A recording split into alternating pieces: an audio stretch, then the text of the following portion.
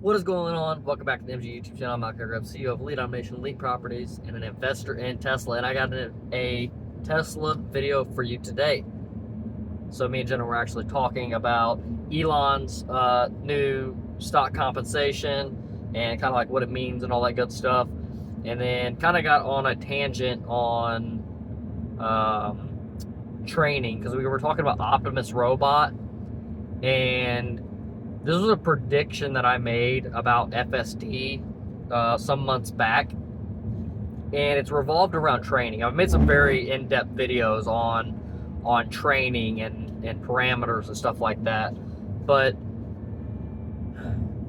basically the prediction was, and now I think it's more of a projection for how things will go into the future as well, that version 13, they were completely done with version 13 software.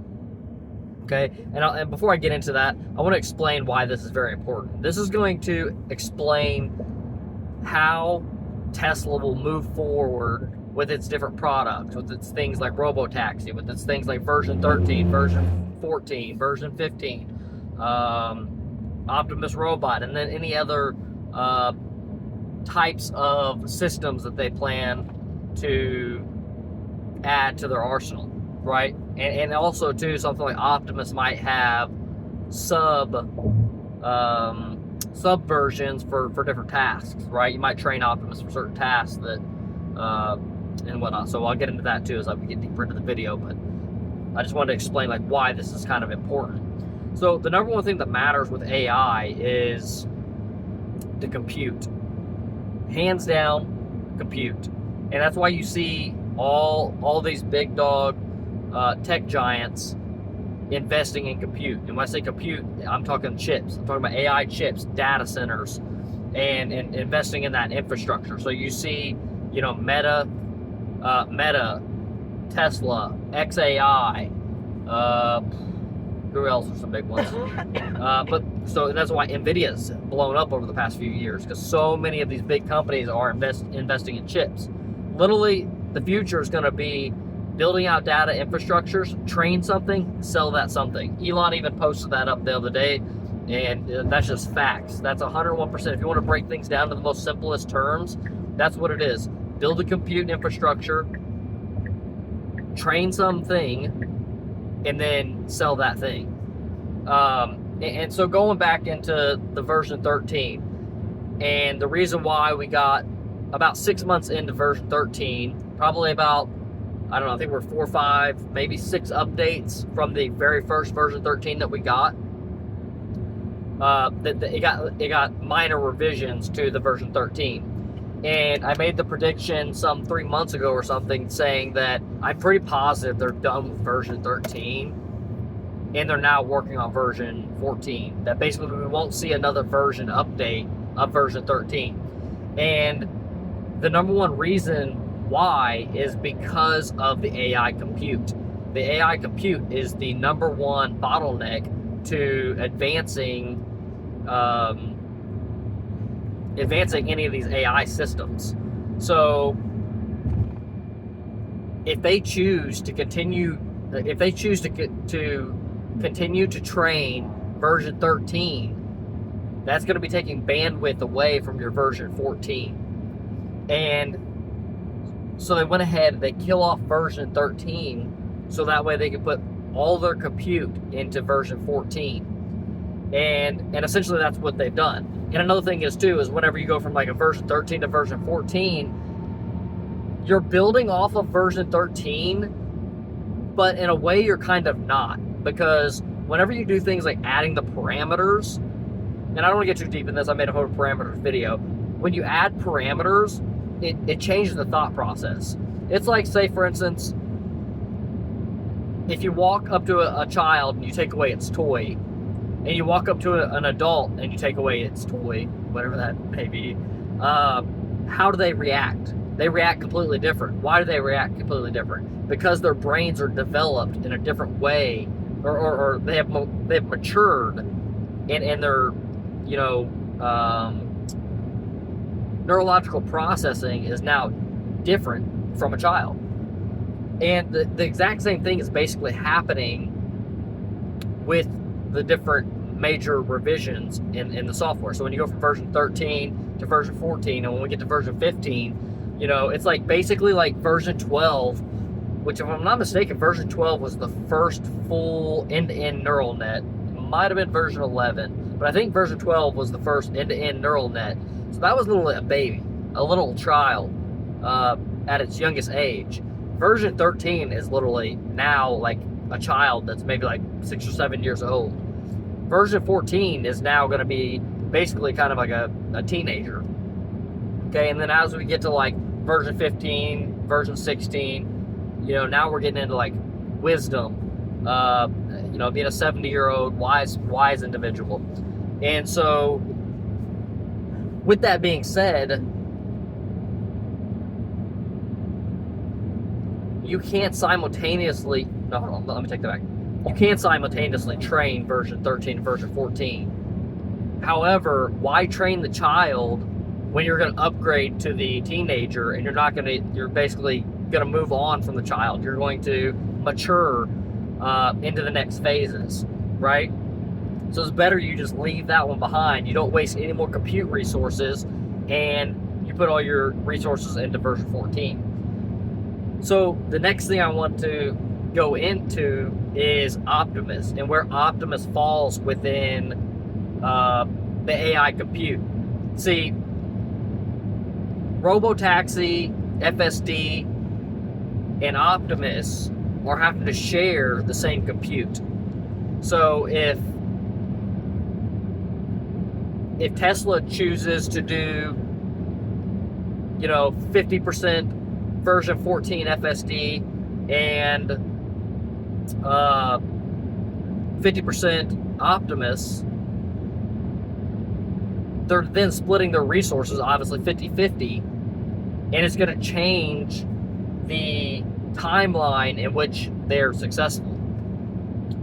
And then also to add in there's a lot of wasted training and things like version 15. So like right now, there's probably basically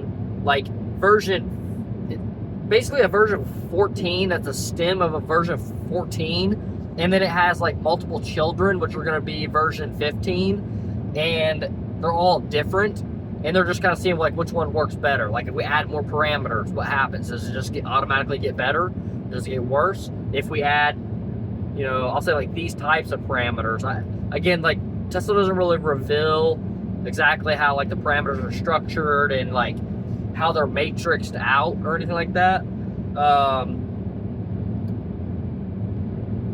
But basically some of the versions are going to have to go through like iterations to understand like, does this actually compute quicker? Does it run faster on the actual vehicle hardware, which is a big thing. Like that's one of the reasons why version 14 came, or was kind of like questionable if it was going to come, was because they couldn't quite get FSD to work on the current computer that's in the car. And that's the same reason why Hardware 3 vehicles are not getting the newest updates that Hardware 4 vehicles get. It's just because the software is not running efficiently enough to run it on that version 3 hardware, and or there might be other things missing in version 3 that is not in version 4, but majority of it's probably compute. It just can't operate fast enough to analyze all the data that's going around, taking it into its neural net, and then process its outputs. So therefore, they would have to either do a lot more work in software to make the current version work on V3 hardware, or abandon it, right? And that's kind of what Tesla's done. And I don't want to say Tesla has completely abandoned version 3. I think Tesla's just kind of, their number one focus is, and this also goes into the AI and AI training, number one focus is getting to unsupervised. They kind of could care less about anything else, including Optimus. So talking about how like FSD could be 50%, and Optimus could be 50%. I think Optimus is getting like 5% of the training. I think version 14 is getting 95% of the training. When I say 95%, it's probably getting more like 80% of the training, and there's probably like a good 15% that's getting just like jacked off in like other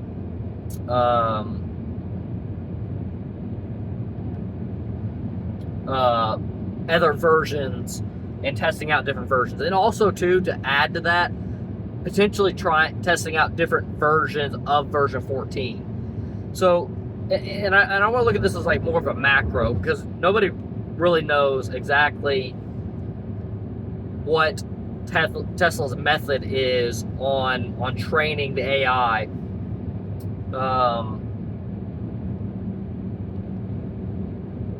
These are just kind of like a macro of how they have to be. From like the things that I've analyzed, Tesla has to be allocating its AI compute in this manner, else it wouldn't match their goals and their basically their goals and their targets and what they're trying to accomplish, which is FSD unsupervised. And why do they have this clear line of sight? Why is FSD more important than Optimus unsupervised? Why is FSD unsupervised more important than version 3 hardware? Honestly, it boils down to profitability and revenue generation. So whenever they launch, I don't want to get too far off into these things because it's really about AI compute, but I want to explain deeper why they're dividing the AI compute the way they are. Once they create more revenue and more profitability through unsupervised FSD, and that's going to come in a couple different methods. One, Robotaxi. We know definitively Robotaxi is going to be a thing. They're going to make a ton of revenue off of it. They're going to be extremely profitable at it.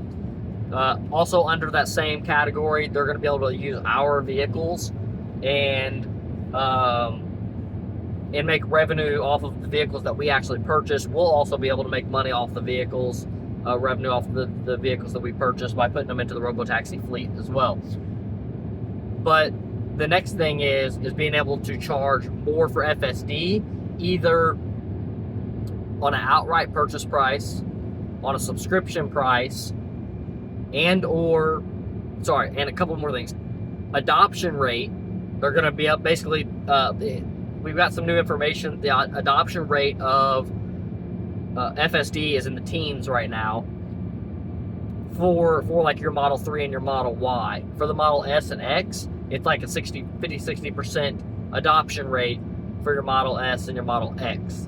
And so if you can increase that adoption rate, that then increases your amount of revenue earned and your profitability, because essentially everything that Tesla makes off of FSD and Robotaxi is 100% profit, because they've already put in all the R&D work. They've already invested all the money into the AI neural nets, but the data infrastructure as well. Given that I'm kind of excluding the fact that they're still expanding that, and they're going to continue to expand that. Why? Because those who expand the most in their compute are going to have the edge in the future. Essentially, for the next probably, I would say maybe an infinite amount of time, but I would say at least the next 10 to 30 years, we're going to be in a compute race where everybody's racing to build as many data centers as possible.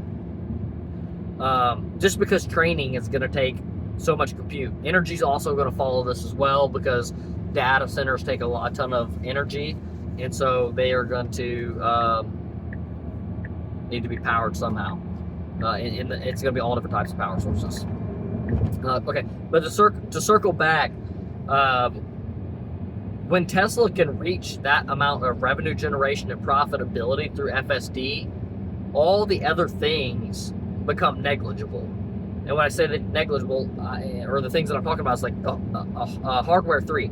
Hardware 3 upgrading them to be hardware 4 is like almost no expense. Like by the time they do it, first of all, there's going to be lesser amount of hardware 3 vehicles on the road, but more importantly, they're just going to make so much revenue, and they're going to be so profitable that it's going to be nothing to replace all of the version 3 hardwares. Okay. Another thing on that same note, they may come to the conclusion that we can get to unsupervised with hardware 4, but now we have hardware 5, and it's a next level better than the version 4. Now we can run FSD versions 15, 16, 17 on hardware 5. And then they're going to have to go to hardware 6 to get like 19, 20, 21, something like that. And we already know that hardware 4 is being pressed to its limits because it was basically questionable on if they could get the neural net to operate efficiently enough to operate on the vehicle itself. So you have to understand, they can make any version of FSD work on a supercomputer, right? And it can probably operate 10 times better than a supercomputer on a supercomputer. The issue is you can only operate off of the compute that's in the vehicle. And a lot of things go into that consideration. What's the cost of that compute? What's the energy consumption of that compute? Because let's say first they can just throw in 2 computers. So for example, if they could just throw in 2 computers to double the amount of compute, well, now you're taking that much more drain on the battery, and it may be significant enough that it's just too much degradation. If you're going to lose 50 more miles on your battery just to throw in another computer.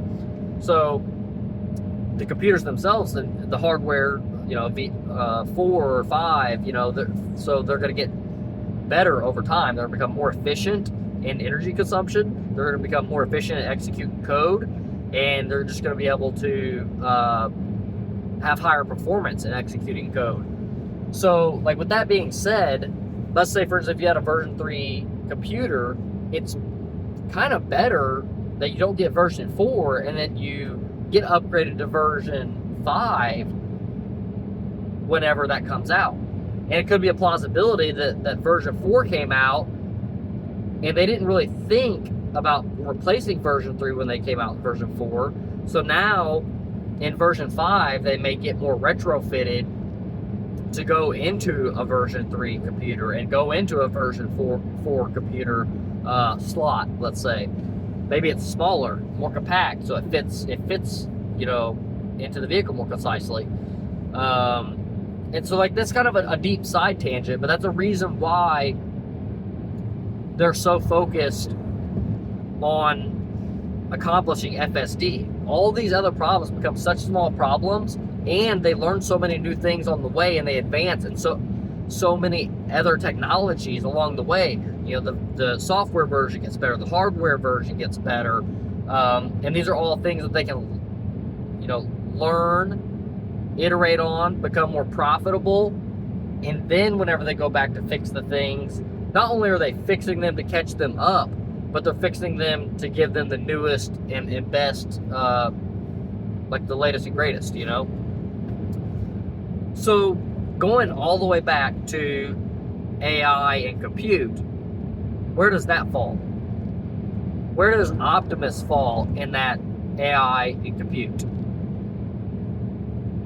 My theory is that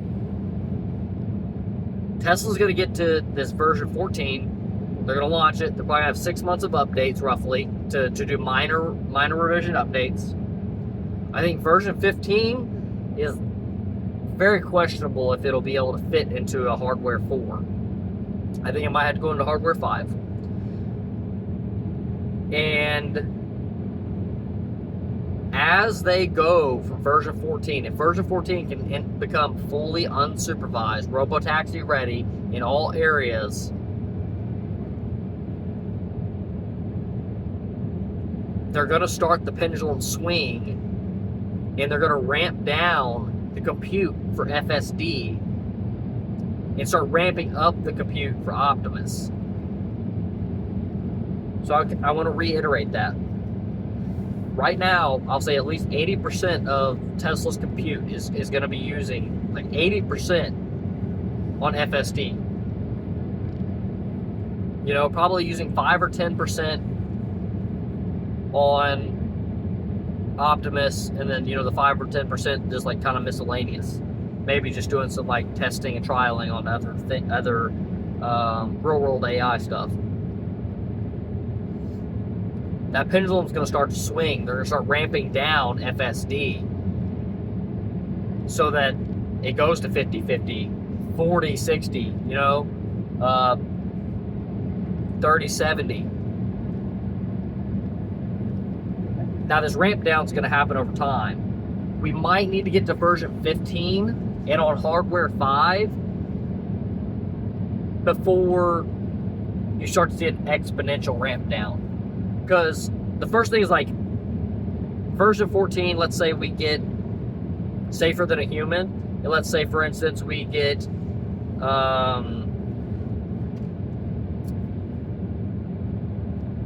Robotaxi operational, unsupervised, right? Now we've hit that baseline of functional and safe enough. Version 15, and maybe some of the iterations in version 14, but I think it's going to be version 15 is where they're going to become superhumanly safe. And I think that there will be version 16, 17s, 18, 19s, and 20s into the future. I just think version 15 will be the version where they can choose not to make it better. As a company, and this is without the government stepping in and saying, no, you need to continually make it better. But with AI compute, like, how do they know, like, for them to be able to regulate it, or maybe they regulate it by saying it needs to become 5% safer every year. That's going to happen in the future. Unsupervised is going to become a thing, and then they're going to say you have to hit 5% better every single year until pretty much the end of time, right? Or there's like literally you've never heard of an accident. There's gonna be kids that are born, people that are born, they live till 70 years old, like a car accident, what's that? You know, like it's gonna get that good over time, but regulators will probably implement that at some point in time. I kind of want to go on one side tangent real quick. They're also going to do this to limit AI models that are not as good.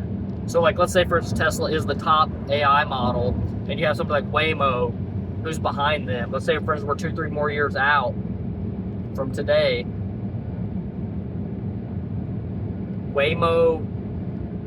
Waymo's just like not performing near as well. AKA, let's say it's getting in accidents, right? Causing injuries in accidents. And Tesla's data is showing that it's 10x better than like Waymo. You know, the government's got to step in and say, hey, look, Waymo, you got to either step your stuff up, or like we're gonna have to take you off the market because Tesla's just so much safer. And this gets into the whole argument of like becoming illegal to drive for a human driver. And we'll go into that transition as well. But that's kind of a whole nother topic. Yeah. Damn, now I forgot my circle back. What was my circle back? By the way, we're in FSD right now in the Cybertruck version. FSD does really good in the Cybertruck. Yeah. I think. What do you mean? It is the FSD in the Cybertruck. I don't think it's just Model Y at all. Yeah. But it isn't horrible. No, it's great.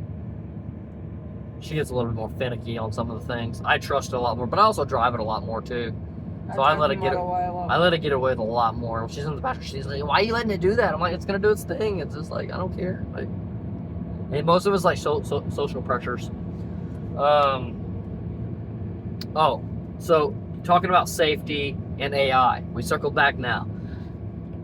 Safety and AI. At some point, Tesla will have the internal option to say, FSD's safe enough, we need to abandon that. And somebody say, oh, why would they do that? Why would they ever do that? Well, Tesla could continue to spend 95% of their AI bandwidth on making FSD just a little bit better every year. Or they can switch the pendulum, spend 5% of their AI compute on FSD to just slowly make it better, and put that 95% into Optimus. So to kind of summarize that, AI compute is hands down the thing that you need to be focused on here coming into the future, the next 10 to 30 years. So I think this is going to be the next generational lifetime thing that people need to understand. AI compute is the number one thing. Owning the compute. And or if somebody rents out the AI compute, but I think you have to own the AI compute. I think that there's just too many fundamental things that have to be controlled, like at the architecture level of building the system, that you have to actually be the company building the system. Now you'll have other companies like NVIDIA who build some of their own infrastructure and then rents that AI compute out. But I just think there's gonna be a lot of inefficiencies. You know, like if Tesla tried to train FSD on like NVIDIA's compute, I don't even know if it's plausible or how that would work out. But yeah, that's a whole other topic. Especially if they were training FSD on this and tried to train it on that, they might have to have like 2 different versions completely or something. I don't know. The one other thing I do want to talk about is, you know, they say end-to-end neural nets, and maybe that's just what they do with Optimus as well. However, I just think that with Optimus, there's so many subcategories of things that it's going to be doing, so many tasks that it's going to be doing,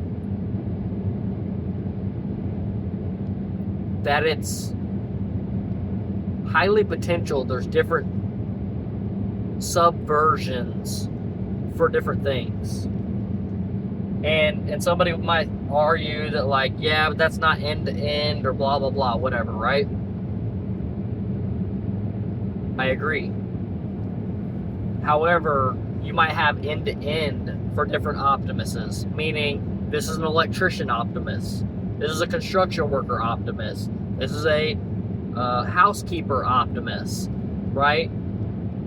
Why? Well, one, it might be good for Tesla's business model to have them segregated out. So if you wanted different ones, you can't basically have one be a jack of all trades. You like literally have to buy the robot that has that thing, or buy the software version, especially in commercial use, buy that software version that does that task. Oh, I need you to activate your electricians end-to-end neural net. I need you to activate your construction end-to-end neural net. And to relate that back to humans, you have your jack of all trades, and then you have your experts in what it is that they do. So your experts at what it is that they do may be something like an electrician, somebody who's a master electrician, and they literally are an electrician and been an electrician for the past 30, 40 years. That's one person. Whenever you're doing a large-scale project, you have plumbers and electricians and architects and all these different skill sets.